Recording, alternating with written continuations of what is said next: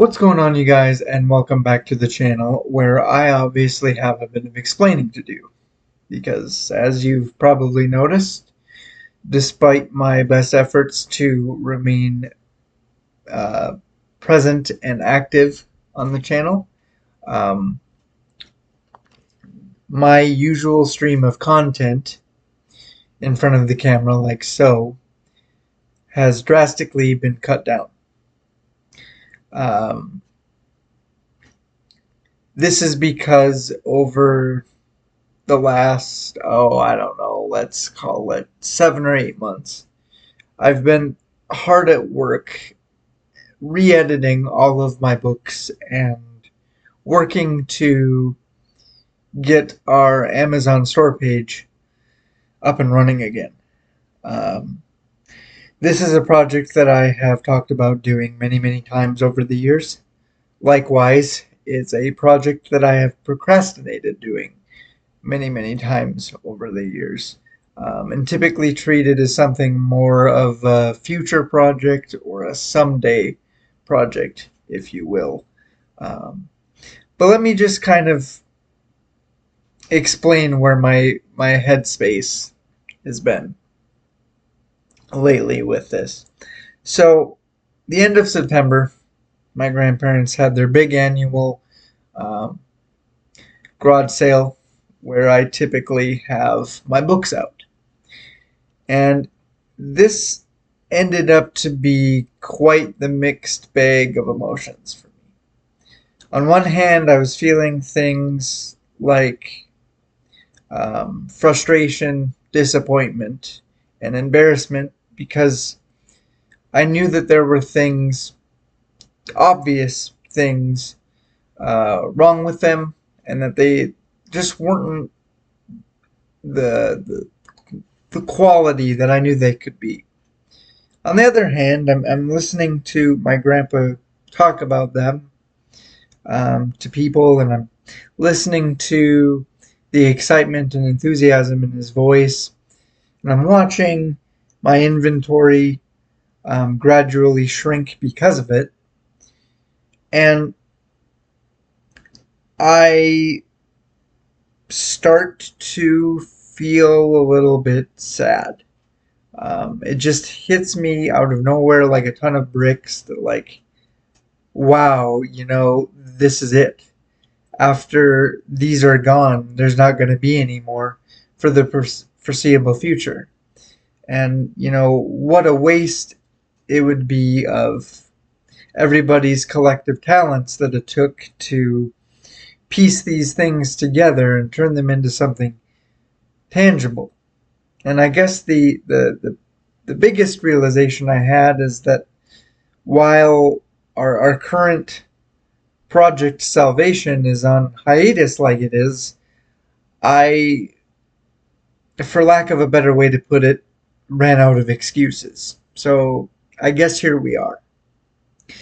Now, I say they're edited, yes, but that doesn't necessarily mean they're flawless, right?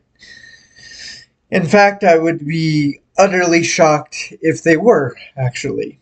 But my point is that I've spent time, working hard to ensure that they're significantly better than they uh, were or have been in the past. And if I stumble across something that could stand to be edited further in the future, um, that it's profoundly easier to get in there and do what I need to do with it. So, yeah. Essentially, what I wanted to do here is sit down with you guys and kind of go over some of the more extensive changes that I've made book by book. Starting with Gilly Lock, which I would consider probably the easiest and or least intensive project to work with, pretty much because it just required a generalized sprucing up. Basically making sure everything was sitting pretty the way I wanted it, dotting some I's, crossing some T's, and bing, bang, boom, we were done. Which brings us to where the bulk of my work was, the Little Saga, which is what I have decided to call the collective series of Wonderland books. You know, back in the day, it was more generically referred to as the Allen series, and then more recently, it spent a little bit of time being known as the Wonderland universe. But I have decided to call it the Little Saga forevermore. And when it comes to the edits, you're going to see things that vary from, things that affect the books as individuals to things that span across the entire series and alter things as a collective creative work. As we go, you'll see more of what I mean. But starting with, of course, Allen in Wonderland, we have um, British versions of words. And this comes from, the original work being British. My stories taking place primarily in London and the surrounding area.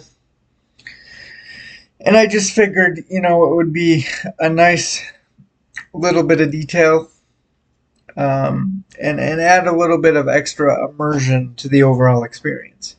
Now, I'm not saying that I used every single variation of spelling, because quite frankly, I just wasn't willing to dedicate that much time and research, and I wasn't willing to get that nitpicky over it. But I did focus a lot of my efforts in the um, more popular or well-known spellings, like color, armor, favor, harbor. You get the idea. Um, Next, we have the last name of Little being spelled properly. Now, I don't know why, but for whatever reason, the last name of Little being spelt with two D's and two L's on paper never really clicked with me. For some reason, I just didn't like it. That, and there are several other interpretations and adaptations of the character from multiple different authors that each kind of have their own unique spelling of the name to, I suppose, help them stand out uh, amongst each other and differentiate themselves from one another. And I guess, chopping off an L and having it be spelt wrong in that way was mine. But as I've gotten older and I've gotten to know kind of the backstory behind the original work, as well as the backstory of the um, actual Alice Little that inspired it, I felt a little bit more obligated to um, pay respect to it. Hence why Little is now spelt as it should be. Um, After that, we have some renamed chapters, and I unfortunately didn't write down which ones changed to what, but I can tell you that it basically just came from, I was in there working with them and came up with ideas that I liked better, titles that I thought flowed off the tongue maybe a little bit better, or um, better encapsulated the subject matter of each chapter. So that was the motivation behind that. Then we have character descriptions of the Cheshire Cat, the Mad Hatter, and the March Hare. Now, I don't want to spend too much time on this because I do intend on giving this its own video to kind of go over things and explain things in greater detail. But what I will say is that from the very beginning, my philosophy um, when it comes to characters or anything visual, if I can't see it, if I can't visualize it, I don't put it down. Or I don't force anything. The good side of that is that it allows me to, you know, kind of dive in and have readers tell me what they see for the character as they're going through it and experiencing it, the story themselves. Um, and I don't know why it happened now, but as I was in there working with things, I just got these very vivid images of what I wanted the characters to look like. So I guess after all this time, um, they're in there now. Like I said, I'm planning on giving this its own video, so we'll go over everything in greater detail when that comes around. But yeah, there you go. And then I have I reworked the final battle with the Red Queen. Now in the original, it has Alan tailing her to up into one of the towers where they have their initial confrontation, and then she floats back outside, and that's where the bulk of the fighting ends. Kind of out there on the battlefield. Well, I was looking at that, and I was just thinking, that didn't make a lot of sense. Because Red, her primary goal should be, making it across the battlefield, reaching the balcony, reaching the throne room, and cornering her sister, where she would probably most likely execute her, right? So it doesn't make much sense for her to make it that far, go into a tower for some reason, and then circle back around outside. So essentially, what I did was just um, rewrite it so that the entire thing kind of focuses on that effort and that intention to reach the balcony where White's at, reach the throne room, and cornering White, the White Queen. Um, I also rewrote it in a way that, I didn't want to take away anything that we did when we kind of dove into the character a little bit more in Wonder Haven. Because that's one of, in my opinion, the shining points of that book is being able to kind of uh, discover kind of the truly twisted and demented character that Red is. So I didn't want to add anything that would somehow diminish that, but my focus here was to at least rewrite her in a way that would make sense and would be believable, so that if you started reading with Wonder Haven and went all the way through in chronological order, that at the very least she would be, um, you know, somebody that would match that younger sadistic version of herself as this adult that is hungry for power and revenge. So I wanted there to be a very, you know, clear connection between those two versions of the characters. Um, but that's going to take us to Crystal Rose. Starting off there, we have British dates for some of the case files that are used as um, section dividers, purely just to go hand in hand with British spelling of words for just that much more immersion, I guess. Let's see here. Then we have the timeline and uh, age adjustment for Alan. Um, and here again, I am planning on giving this its own video to kind of lay everything out and go over everything in more detail or be more in depth about it.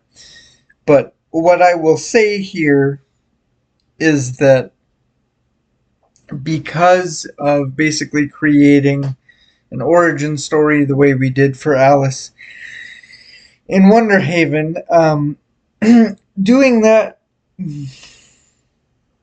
basically gave us a logical timeline that we have to adhere to now, or that I have to. So, in looking at it in that way and kind of lining everything up, um, it would mean that, you know, I have to pay attention to when electroconvulsive therapy, which is, you know, a pretty significant part of Alan's story throughout the book and his stay in Ravenscrest, you know, I have to now pay attention to when that was first invented and kind of roll with that, which essentially means that, you know, instead of him being 22 to 23, you know, the same age I was when I originally wrote the book, now he's more, you know, my age that I am now. Um, but I will say that, you know, I don't think that has any adverse effect on the story. It doesn't impact it negatively at all. In fact, I would say it helps in some ways to have Alan just that much older, because I think it makes sense for him to be a little bit older in terms of what it takes to understand the gravity of what he's going through in the events of the story and kind of grasping what the apocalypse that he's facing means for Wonderland. And then, of course, when it comes to, you know, the real life implication of him being committed to Ravenscrest, you know, he's, uh, you know, it adds to the length of his incarceration. So you get a little bit more, you know, there's potential for more sympathy as a character and just more of the idea that, hey, this guy has spent the majority of his life, um, you know, living in this small room with nothing but a bed, you know, and a window, a desk, and a chair for the majority of his life. So, like I said, maybe some more sympathy there, but I think it adds uh, a little bit deeper of a dynamic for the character himself. Then we have spell changing for the kingdom of Blacksuit. Now, for anybody that doesn't know, I had the bright idea when originally writing this to have it two separate words, black suit. But the thing about it was I thought I'd be cheeky and have it be a silent E, or I guess one that I just kind of ignored. But essentially on paper it looks like black sweet. So I decided it was about time to fix that. So it's all one word now, black suit, without the E. So it looks pretty good now. Uh, then we have a renaming of Alan's doctor from Gregor A. Hart in the original to now Eamon Royce. The reason for this is because originally I wanted him to have a nice balance of hearts, if you will, from the Red Queen of Hearts, who is trying to kill him and is evil. I wanted him to have a balance of somebody named Hart, spelt differently, but somebody named Hart who really cares about him and you know has the best intentions for him in the hopes of reintegrating him into society and being a positive influence or a father figure or whatever. I just wanted that kind of dynamic and that balance between the two characters named Hart. But then you add, Queen Heart, which is Red's mother, and so you have the Red Queen of Hearts, her mother Queen Heart, and then Doctor Heart, which I just thought was too many hearts in the kitchen. So I changed his name to give him a clear differentiation between everybody in the book. So now his name doesn't even come close to it, um, but I like it. Um, and then we have the rename for Raven's Crest, and this essentially comes from if we are going to adhere to a logical historical timeline for the time, excuse me,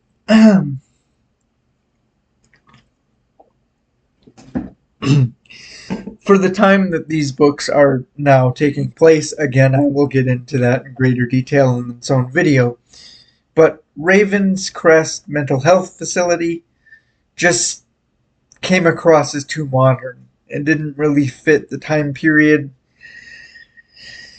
that we are now set in with Alan. So I simplified it and just went with Raven's Crest Asylum. So there's changes there that help support the timeline. Uh, and of course, I went for changing some of the stuff about the final battle with the Black Royalty. In the original, I have this bit talking about supernovas, and then when the White Queen drinks the nectar of the Crystal Rose, she opens up portals to Wonderhaven, and these ghosts of all the dead characters and Alan's friends come through and start carving their way through the Jabberwocky horde. And initially, when I wrote it, I thought it was cool because I could visualize it, right?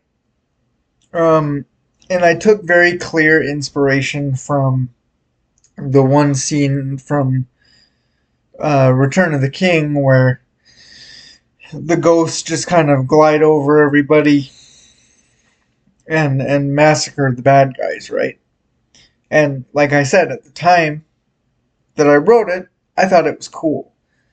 Um, Over time, I don't know if it's just me getting older or um, my taste kind of changing in what I think is cool. It became less so, and I think overall it kind of set a bad precedent for how the rose works in a way. Like I want each person that uses it is going to have a different experience, right? It's going to cause different things to happen um, to the user. Um, and I just thought, opening portals to the afterlife and allowing the dead to pour out was just a step too far. So essentially, what I did was I just cut around the stuff that I liked, cut out the stuff I didn't, and spliced it together. So now not only is none of that stuff in there, but hopefully you can't really tell it ever was. It seemed relatively seamless to me and to flow really nicely, but I suppose that's a matter of opinion. Um, but yeah, there's the Crystal Rose, which leaves us with Wonder Haven, the book that has not been finished or put up for sale yet. Um, but let's see. Uh, Aside from just making sure that the things that are necessary line up with the changes that I made from the with the other two. Um, there is a part where it references the highest ranking of the Scholars Keep, which is the place that the bishops come from. Initially, the highest rank um, of that, or the highest position within the keep, was the Grand Deacon. And I decided to change that to Hierophant just because at the time that I originally wrote it, didn't really have any knowledge or any idea of what a Hierophant was, and then I learned about it or figured it out or whatever, and decided that I thought it worked and I liked the sound of it better. So yeah, I just changed it. So now the highest rank or the leader of the Scholars Keep is now the Hierophant. And other than that, I just added um, a date to the letter that Yorkin, Little, Alice's stepbrother, sent. It's his "To whom it may concern" letter that he sends to somebody, presumably in Ravenscrest. I just added a date to it, so now it has a clear place within this logical timeline that we're building. Um, but anyway, that's kind of all we got for that. That's gonna wrap that little bit of business up. Um, Now, in closing, I just want to say a couple things, um, or one thing, I guess, which would be that uh, my intention for this project is more focused around just being able to produce inventory for myself again as needed, and less about driving you to go out on uh, Amazon and buy copies yourself. That's not really where my focus is. But I will say, if you feel so uh, obligated to do so, you can the um, the prices and the store listings and everything like that has remained the same. They're untouched. They're exactly as they were before. I will post in the community tab. I'll post a screenshot of the price of each book, and if you want one, you can click the link wherever it is on my channel these days. That will take you straight to the Amazon page where you can buy one. Oh, I remember what the other thing was. I, as of this moment, have no intention of um, doing another read through on the channel. Um, Primarily because apart from the various things I've changed, um, excuse me, the bulk of the story and the events and how everything unfolds is exactly the same. So there's not really that much of a point in doing that, I don't think. Um, that being said, I would be open to, you know, potentially letting, a friend or somebody else do a read through so that, you would have some differentiation between my initial read through and the new updated one narrated by another person. Or maybe we could do, um, maybe we could do a little um, series involving shorts and kind of update it that way. Uh, at some point down the line, just not right now.